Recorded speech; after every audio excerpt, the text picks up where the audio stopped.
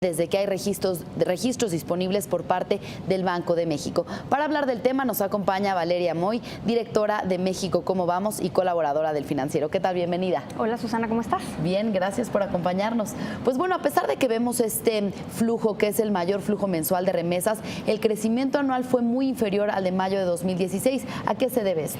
Pues mira, lo que podemos intuir es que el crecimiento de la economía estadounidense, que sí se ha dado y que lleva ya bastantes trimestres dándose, no ha repercutido todavía en un incremento sustancial en los salarios. Ha pasado algo muy curioso en Estados Unidos. La tasa de desempleo ha ido disminuyendo y disminuyendo y disminuyendo. Conforme esto pasa, lo que la lógica económica te diría es que los salarios tendrían que ir subiendo. Si hay menos desempleo, pues los salarios tendrían que ir subiendo. Claro. No hemos visto eso con tanta claridad en Estados Unidos. Entonces, si bien la tasa de desempleo ya está en niveles muy bajos, los salarios no han subido al mismo ritmo que esperaríamos que subieran.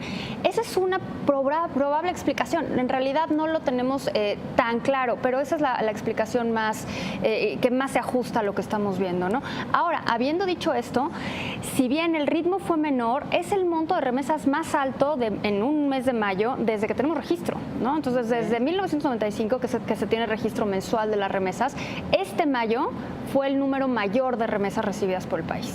Ok, y vemos también que aunque el monto de las transacciones bajó, el número de operaciones aumentó con respecto al mes previo. Esto podría estar relacionado de cierta manera con las amenazas que ha hecho Donald Trump de cierta manera pues restringir el envío de remesas o ponerlos algún impuesto. Es decir, la gente quiere pues adelantar estos envíos por si llegara a pasar algo de esto. Pues mira, creo que puede suceder eso que estás mencionando, pero mayo es un mes atípico. Y es atípico, y la razón va a sonar un poco rara, pero es atípico porque cae el Día de las Madres. Claro, mayo. Todos le quieren Entonces, mandar a su mamá. todos le quieren mandar dinero a su mamá, ¿no? Entonces, mayo normalmente es un mes en el que se reciben más remesas porque los mexicanos en el exterior mandan recursos para su familia, especialmente para su mamá, y este mayo no fue la excepción. Entonces, sí vimos un incremento en el número de transacciones, y al haber más transacciones, significativamente más transacciones, no es de sorprender que el monto de la transacción haya disminuido un poco. Esta ha sido la tendencia en los últimos meses, que el monto de la transacción ha ido disminuyendo paulatinamente, aunque el número de transacciones se hace más alto. Okay. ¿Qué va a pasar si las amenazas de Trump se concretan? Sinceramente creo que no se pueden concretar, ¿no? Creo que es muy difícil limitar los flujos financieros. Esta idea de vamos a grabar las remesas también me parece profundamente complicada porque hay temas legales que no creo que puedan, o sea, no creo que tenga derecho a hacerlo. Pero si esto llegara a suceder, entonces sí podríamos ver un incremento en el número y también en el monto, porque la gente va a querer adelantar sus remesas, incluso deshacerse de activos para mandarlos a sus familias. Pero todavía, a finales del año pasado empezamos a ver algo así, pero se detuvo. Yo creo que cuando vimos que Trump no era capaz de cumplir con todas las amenazas que había, amenazas que eran promesas de su campaña, afortunadamente no las ha podido cumplir, creo que se calmaron un poco las aguas y hay mucho menos temor en ese sentido. Ok.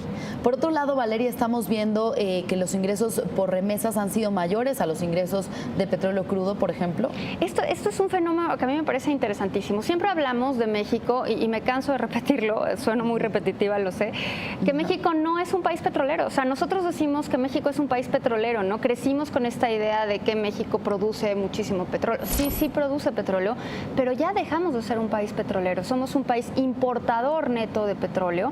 Entonces, eso va cambiando, tendremos que cambiar la perspectiva en ese sentido.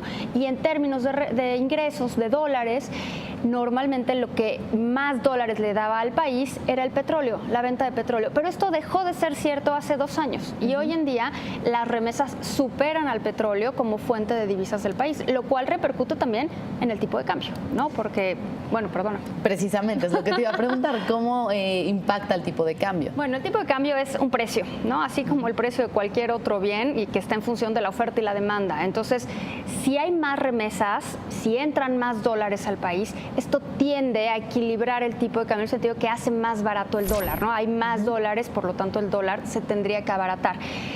Sin embargo, estas remesas están capturadas en una cuenta económica que se llama la balanza de pagos, que todavía vemos un desequilibrio, ¿no? Y es decir, si hay menos dólares de los que el país necesita para pagar sus operaciones con el exterior, veremos que el dólar se va encareciendo.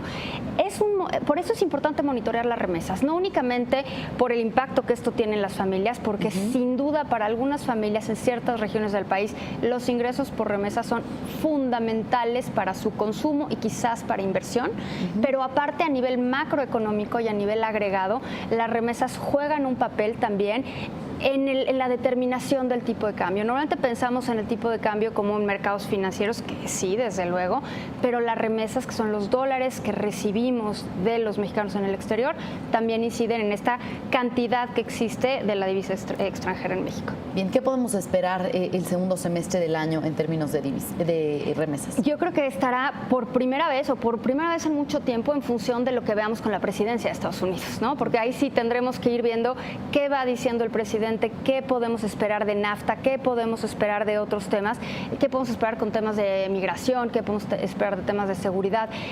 Así que es muy poco claro. Yo creo que los mexicanos, mientras estén en Estados Unidos, seguirán mandando remesas, pero creo que esto en el tiempo, pero el tiempo no significa este año ni el siguiente, en el tiempo irá disminuyendo, ¿no? Porque recordemos que últimamente México ha recibido más mexicanos que regresan de Estados Unidos de los que ha expulsado a Estados Unidos. Eventualmente los mexicanos que están allá hacen su vida allá, ¿no? Y su familia se queda allá con ellos. Entonces, poco a poco irán mandando menos recursos al país. Sin embargo, hoy en día las remesas son una fuente muy importante de recursos para ciertas regiones del país, para municipios enteros. Claro. Bien, pues muchísimas gracias por este análisis, Valeria Moy, directora general de México Cómo Vamos y colaboradora del Financiero. Muy buenas tardes. Gracias a ti, Susi. Gracias.